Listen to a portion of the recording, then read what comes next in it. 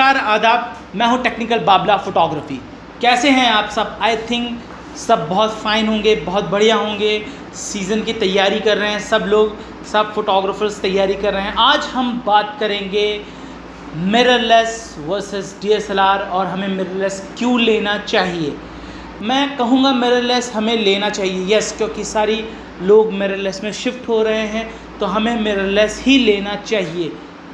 इसलिए नहीं लेना चाहिए कि सारे लोग शिफ्ट हो रहे हैं, इसलिए लेना चाहिए कि हमें पिक्चर क्वालिटी और लाइट वेट और शूटिंग में हम लोग कई घंटे बिताते हैं, उसके लिए हमें बहुत ही बेनिफिट है। हाँ, अगर हम वाइल्ड लाइफ फोटोग्राफी कर रहे हैं तो हमें साउंड की बहुत ज़्यादा प्रॉब्लम नहीं होती, फोकस पॉइंट बहुत शानदार है। तो चलिए हम लोग बात करते हैं मिररलेस वर्सेस डीएसएलआर की। देखिए, मैं आपसे एक पर्सनली मेरी राय है, जो इस चीज़ को मैं समझता हूँ। मैं अभी 5D Mark IV चला रहा हूँ, मैं मिररलेस लेने वाला हूँ, लेकिन उसके लिए मैंने 6 महीने फाइनेंशियली अपनी बैकअप मजबूत किया। उसके बाद मैं मिररलेस में शिफ्ट हो रहा हूँ, लेकिन मैं डीएसएलआर भी रख रहा हूँ।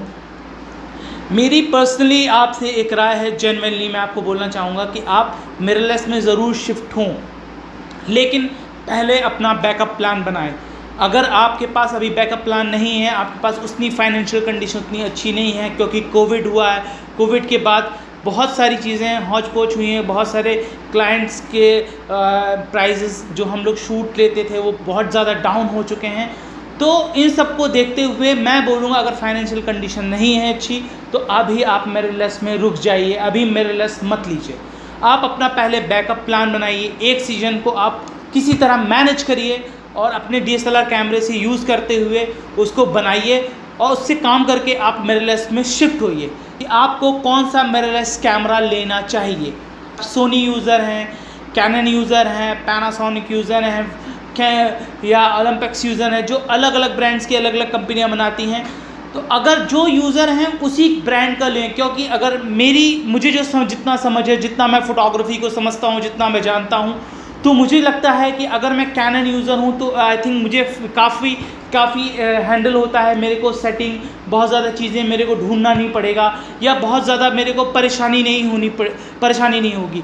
तो ये मेरा एक पर्सनली राय है। कई लोग मुझसे क्वेश्चन करते रहते हैं, भाई मैं कौन सा कैमरा लूँ, कौन सा मिररलेस कैमरा लूँ। सोनी आ रहा है, M3 आ रहा है, पैनासोनिक का बहुत बढ़िया कैमरा है कि RS5 आ रहा है, RS6 आ रहा है, बहुत बढ़िया कैमरे हैं। मिररलेस ज़रूर लीजिए, पर इन चीज़ों का ध्यान रखिए कि आप जिस कैमरे में हैं उस कैमरे के बाद फिर आप उस सोनी में शिफ्ट होंगे।